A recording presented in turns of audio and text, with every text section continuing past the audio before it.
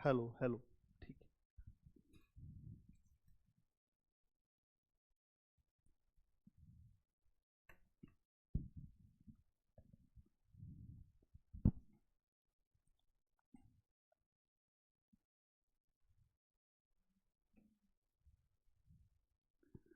प्रश्न आज एक हम लोग लेंगे कि उपनिवेशवाद ने या अंग्रेजों के शासन ने भारत में आदिवासियों और जो किसान थे उनको किस तरीके से प्रभावित किया। मतलब हम लोग बात करने वाले हैं एक प्रश्न पर कि अंग्रेजों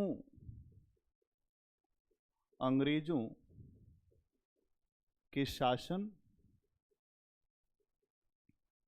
अंग्रेजों के शासन ने भारत में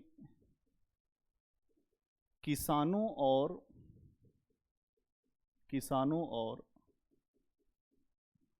आदिवासियों के जीवन पर क्या प्रभाव डाला। जीवन पर क्या प्रभाव डाला। देखो, इतिहास में एक बात मैंने आपको हमेशा बताई है, इम्पैक्ट पे क्वेश्चन हमेशा पूछे जाते हैं। किसी घटना का क्या असर पड़ा, अंग्रेज भारत में आए तो क्या असर पड़ा। ये भी प्रश्न यही है कि अंग्रेजों के आने के बाद जो भारत के किसान थे, जो यहाँ के आदिवासी थे, उनके ऊपर क्या असर पड़ा। आज देखोगे तो सरकार अक्सर जो भी कानून बनाती है किसानों को, आदिवासियों को केंद्र में रखकर बनाती है। अब प्रश्न यही पूछा गया। अगर इस प्रश्न को एक जो दूसरे तरीके से हम पूछें तो उपनिवेशवाद ने, देखो अलग तरीके से कैसे पूछा जा सकता है। उपनिवेशवाद ने उपनिवेशवाद ने उपनिवेशवाद ने भारत में उपनिवेशवाद ने भारत में आदिवासी भारत में आदिवासी या आदिवासियों और किसानों के जीवन को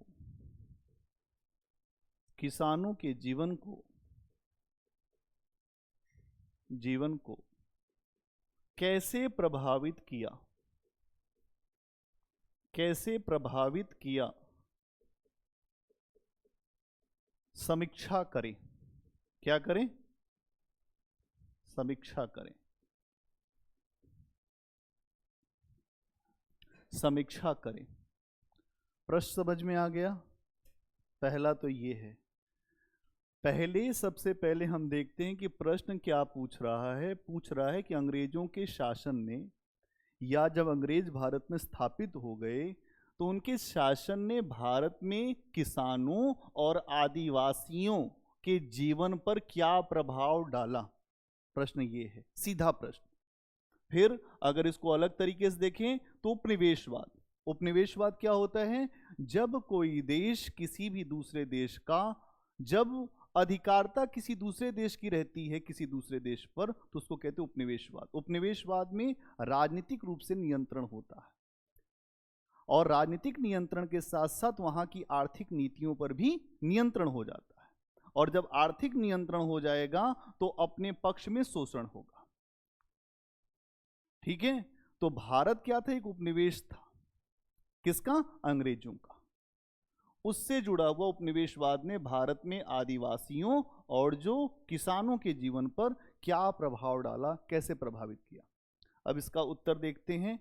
तो सबसे पहले एक छोटा इंट्रो का मतलब भूमिका, और इसमें हम क्या लिखेंगे, कैसे लिखेंगे। तो सबसे पहले आप ये बताओगे कि अंग्रेजों के शासन के पहले भारत में जो मुगलों का शासन था उसमें भी किसानों और आदिवासियों के साथ जो नीतियां रखी जाती थी उससे उनका शोषण होता था।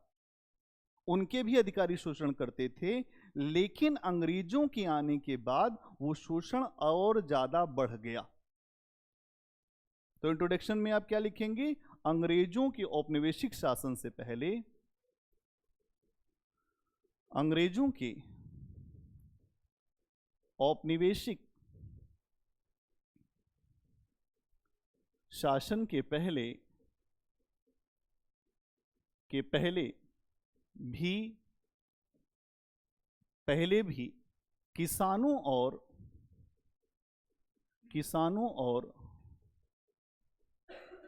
आदिवासियों का शोषण होता था।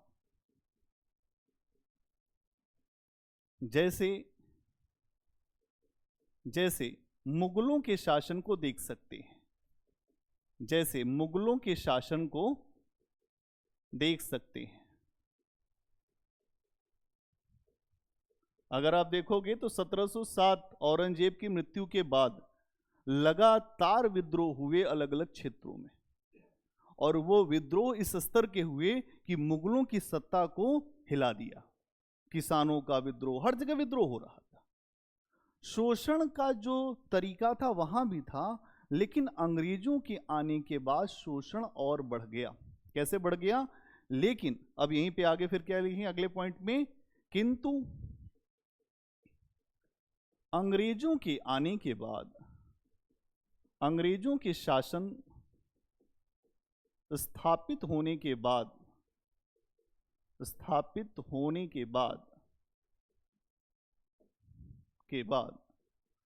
शोषण और ज्यादा बढ़ गया। ठीक है, और ज्यादा बढ़ गया। कैसे? इनके द्वारा जो नीतियां अपनाई गई, जो दृष्टिकोण अपनाया गया, उससे आदिवासियों पर, किसानों पर और गहरा प्रभाव पड़ा। अंग्रेजों ने जो नीतियां अपनाई, कौन से ऐसे परिवर्तन किए, फिर आपको अगले पॉइंट में बताना पड़ेगा कि अंग्रेजों ने कौन से परिवर्तन किए जिससे आदिवासियों और किसानों के ऊपर शोषण बढ़ा। तो अगला पॉइंट बनाएंगे कौन से परिवर्तन, मतलब अंग्रेजों के द्वारा किस प्रकार के परिवर्तन किए गए, किस प्रकार के परिवर्तन किए गए। अब बताएंगे 1 2 3 करके। ठीक है, किस प्रकार के परिवर्तन किए गए, आगे चले। ठीक है, अब आप देखिए, सबसे पहले तो इन्होंने एक परिवर्तन ये किया कि भारतीय जो बाजार थे वहां केवल इंग्लैंड की वस्तुएं बिकने लगी, भारतीय वस्तुओं को प्रतिस्थापित किया गया। भारतीय बाजारों में इंग्लैंड की वस्तुएं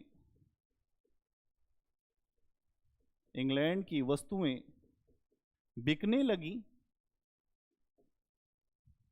लगी और भारतीय हथकरघा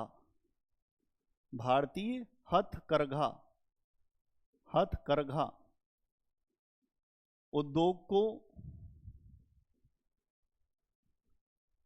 प्रतिस्थापित कर दिया गया। क्या कर दिया गया? प्रतिस्थापित कर दिया गया। जो भारत दुनिया में सूती कपड़ों के लिए सबसे बड़ा जाना माना भारत था, वो भारत अब केवल एक आयातक बनकर रह गया। यहां पर ऐसा माहौल बना दिया गया कि भारतीयों के लिए कोई स्पेस हमारे ही बाजार में नहीं बचा। इससे असर पड़ा और क्या हुआ, आप देखोगे कि यहां का हथकरघा, हस्तशिल्प, जो भी हमारे पास अच्छी स्किल थी, सबको समाप्त कर दिया गया। एक ददनी व्यवस्था थी जहां पेशगी के तहत धन दिया जाता था और यह कहा जाता था अगर तुमको कपड़ा बनाना भी है तो केवल हमारे लिए बनाओगे, अंग्रेजों के लिए बनाओगे, और हम उसे आधे पौने दाम पर खरीदेंगे और उसको हम भेजेंगे। ये चीज थी। और क्या हुआ इसके अलावा, आप देखोगे कि राजस्व व्यवस्था, जो अंग्रेजों ने राजस्व व्यवस्था जो लाई, उनकी राजस्व व्यवस्था का मतलब अगर आप देखो तो अलग अलग हिस्सों में अलग अलग टैक्स का सिस्टम था। हाँ, जैसे जो जमींदारी का, अगर आप देखें स्थाई बंदोबस्त, ठीक है, स्थाई बंदोबस्त, फिर जो रैयतवाड़ी, महालवाड़ी आदि। ठीक है। और किसानों को अगर आप देखोगे तो उनकी जमीन से हटाया गया, बेदखल किया गया अंग्रेजों के द्वारा। और क्या किया गया, आदिवासियों की जो जमीन थी, जो उनके जंगल थे, उस पर कब्जा करने का प्रयास अंग्रेजों के द्वारा शुरू हुआ। मतलब यहां पर देखोगे किसानों को जमीन से हटाया गया, उनकी जमीन से हटाया गया, और आदिवासियों को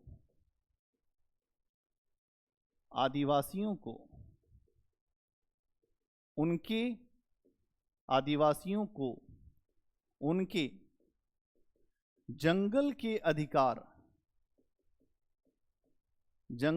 अधिकार से हटाने का प्रयास हुआ। क्योंकि आदिवासी जो समाज था वो जंगल में उसका अधिकार था। आदिवासी कहाँ रहते हैं, जंगल में, पहाड़ में। उनको ये लगता है ये हमारा जंगल है, और इसीलिए अंग्रेजों के खिलाफ आदिवासियों ने खुलकर मोर्चा लिया। बिरसा मुंडा झारखंड के हैं। बिरसा मुंडा ने ये कहा कि मैं ईश्वर का अवतार हूं। अंग्रेजों की गोलियों से नहीं डरते थे आदिवासी। क्यों? क्योंकि वो अपनी स्वतंत्रता को बहुत प्रेम करते थे। तो यहां आप देखोगे कि जो किसान थे उनको उनकी जमीनों से हटाया गया, आदिवासियों के जंगल के अधिकार छीने जा रहे थे, ये सब हो रहा था। मुगलों के समय में ये नहीं हो रहा था। जंगल में जो रह रहा है वो जंगल में था, लेकिन अंग्रेज एक अलग तरीके की मानसिकता लेकर आए थे। इसके अलावा अगर आप देखोगे तो राजस्व की वसूली के लिए अंग्रेजों ने बिचौलियों और महाजनों को भी लगाया था। अगला पॉइंट, राजस्व की वसूली के लिए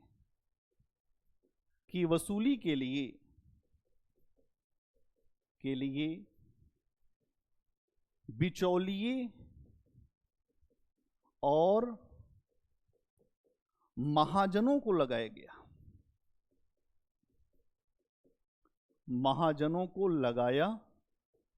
गया। जो बिचौलिए थे, जो बीच में अंग्रेजों ने अधिकार दे दिया कि तुम जाकर यहां से टैक्स वसूलो, तो वो अपने लिए तो, जो अंग्रेजों के लिए वसूलते थे वो तो वसूलते ही थे, लेकिन अगर आप देखोगे तो वो स्वयं के लिए भी वसूलते थे। महाजन बहुत ज्यादा ब्याज पर पैसा देता था और बहुत तरीके का शोषण करता था। और अगर आप देखोगे तो महाजनी व्यवस्था के कारण किसानों का, आदिवासियों का जीवन और उनके जीवन में और समस्याएं खड़ी हो रही थी। और जब समस्याएं खड़ी होंगी तो वो उसके खिलाफ विरोध करेंगे और एक क्रांति के लिए तैयार होंगे। तो यहां आपको यह भी चीज दिखाई देगी। ठीक है।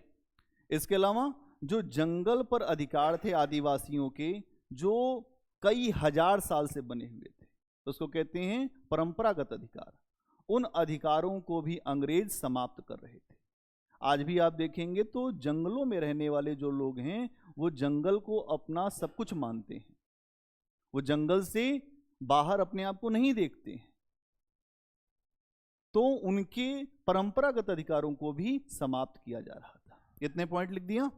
फिर आगे क्या लिखेंगे इसमें? आगे आप ये बताएंगे कि इन बदलावों के कारण, ये जो अंग्रेजों ने अपनी नीतियां लाई, इन बदलावों के कारण आदिवासियों के ऊपर काफी नकारात्मक जो प्रभाव पड़ा।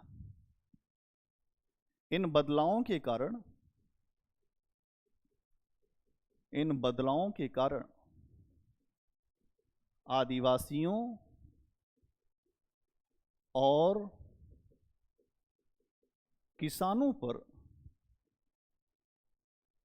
काफी नकारात्मक प्रभाव पड़ा।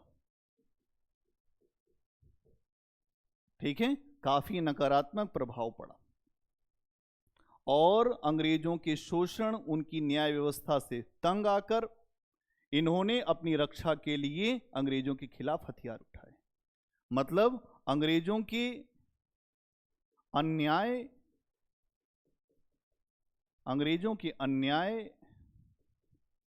शोषण और न्याय व्यवस्था से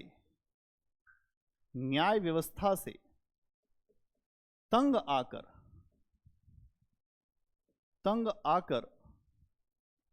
हथियार उठाने का कार्य किया। 1857 की क्रांति के पहले आपको जितने भी विद्रोह हुए हैं उसमें आप देखेंगे तो जो किसान हैं, जो आदिवासी, उनके विद्रोह हैं वो जाके 57 में आपको और बड़े पैमाने पे दिखेंगे। उससे पहले ही कई विद्रोह हो चुके, जैसे वेल्लोर विद्रोह। इसके अलावा आदिवासी लगातार संघर्ष कर रहे थे। उनको नहीं पता कि अंग्रेज कितने शक्तिशाली हैं। जब बिरसा मुंडा लड़े तो उनको नहीं पता अंग्रेज इतने शक्तिशाली, फिर भी लड़े। क्योंकि जब अपनी अस्मिता के लिए व्यक्ति लड़ता है तो कुछ नहीं सोचता है। आज इसलिए बिरसा मुंडा भगवान है। आप देखेंगे ना, आप जाइए वो एक उस समाज के लिए, और आज हर समाज में अगर आप देखो तो ऐसे जो वंचित लोगों की जो आवाज बनता है वही व्यक्ति आगे चल के ईश्वर बनता है।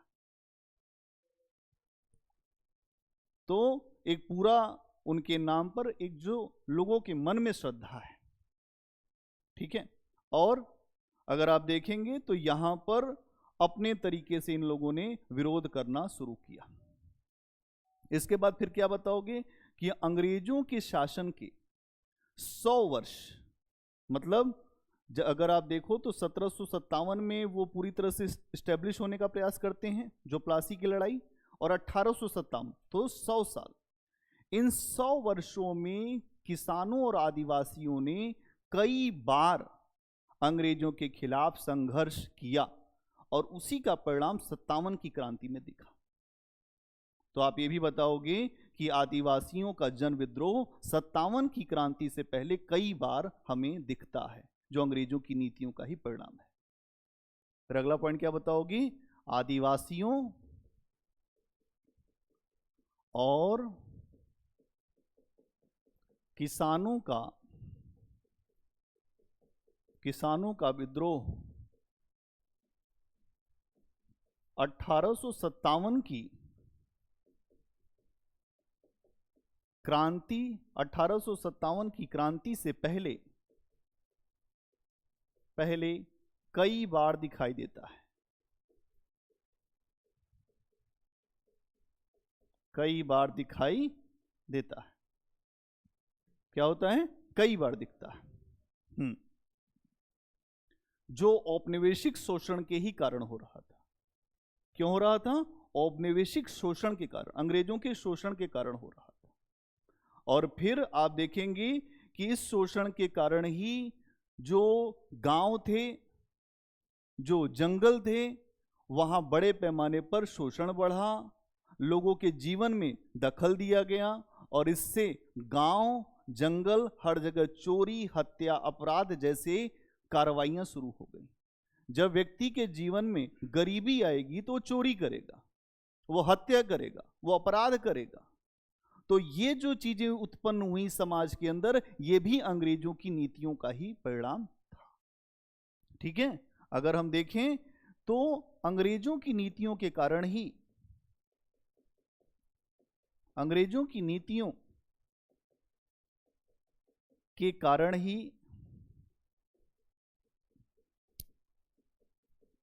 ही गांवों में चोरी, हत्या जैसे अपराध हमें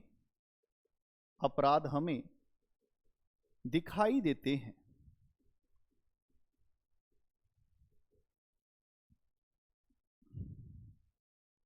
ठीक है, और उसके बाद फिर आएंगे, कुछ लोग ऐसा आरोप लगाते हैं कि आदिवासियों और जो किसानों का विद्रोह था वो स्थानीय प्रकृति का था।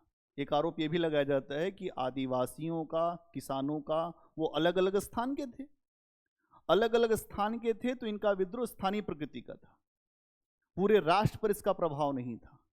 तो अब आप इस बात को भी यहां पर समझाएंगे कि भले ही यह विद्रोह स्थानीय प्रकृति के थे, लेकिन एक दूसरे से इनका गहरा जुड़ाव होता था। क्यों? क्योंकि यहां पर जब भी कोई विद्रोह होता था तो उसमें दो मुख्य आधार थे, एक जाति का आधार था और दूसरा धर्म का आधार था।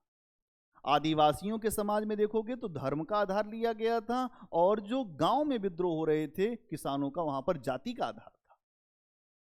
तो जाति और धर्म का आधार भी जुड़ा हुआ था।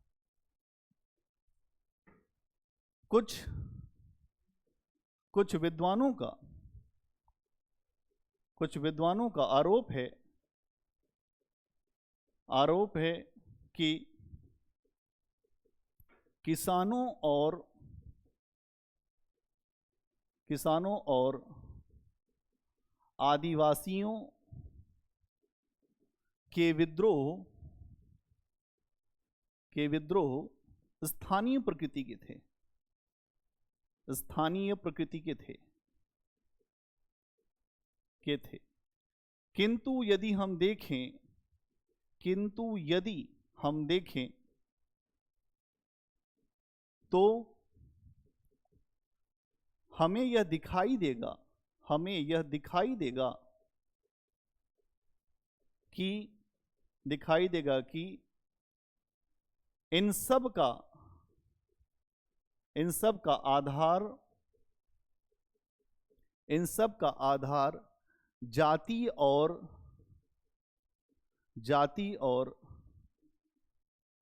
धार्मिक स्वरूप से निर्मित था।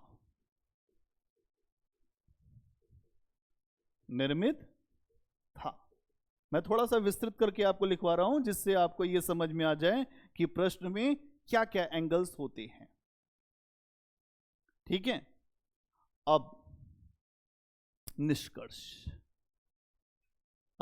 पे आएंगे, फिर आप लिखेंगे आगे चलकर भारतीय राष्ट्रीय आंदोलन के नेताओं ने आदिवासियों और किसानों की समस्याओं को राष्ट्रीय स्तर पर चिन्हित किया। अब निष्कर्ष के रूप में आ गए हम लोग। निष्कर्ष हेडिंग आप नहीं डालेंगे, आप ऐसे लिखिए, लेकिन मैं आपको समझाने के लिए बता रहा हूं। आगे चलकर भारतीय राष्ट्रीय आंदोलन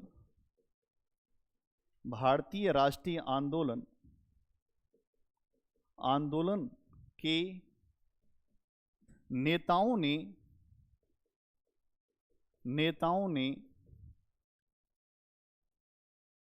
आगे चलकर भारतीय राष्ट्रीय आंदोलन के नेताओं ने आदिवासियों और किसानों के हितों को राष्ट्रीय फलक पर स्थान दिया और उन्हें राष्ट्रीय आंदोलन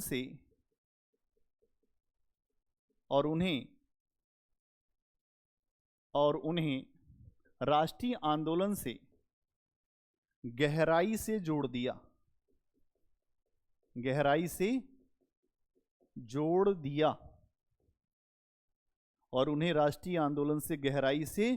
दिया तथा सक्रिय भूमिका निभाने के लिए प्रेरणा दिया कि आप राष्ट्रीय आंदोलन में सक्रिय भूमिका निभाओ। इसीलिए आगे चल के आप देखोगे कि देश की आजादी में किसान, आदिवासी सबका स्थान था, और आगे चलकर उन्हें सक्रिय भूमिका निभाने के लिए प्रेरित किया। अब आप एक लाइन वर्तमान से जोड़ दो, और उन्हें सक्रिय भूमिका निभाने के लिए प्रेरित किया। वर्तमान से कैसे जोड़ोगे? तो वर्तमान में भी भारत सरकार किसानों और आदिवासियों को मुख्य भूमिका में लाने के लिए कई प्रकार की योजनाएं चला रही है, जो इसी सोच का परिणाम है। तैयार हो गया प्रश्न का उत्तर। अब ऐसा प्रश्न जब लिखा जाएगा तो जो चेक करेगा उसको ये समझ में आएगा कि आपको बहुत अच्छी नॉलेज है इस विषय पर विश्लेषण करने की।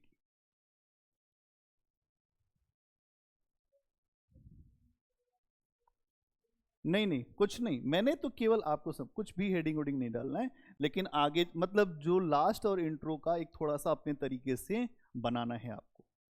क्लियर? चलिए बहुत अच्छा, आगे चल के फिर अगले प्रश्न पे हम लोग आगे बात करेंगे।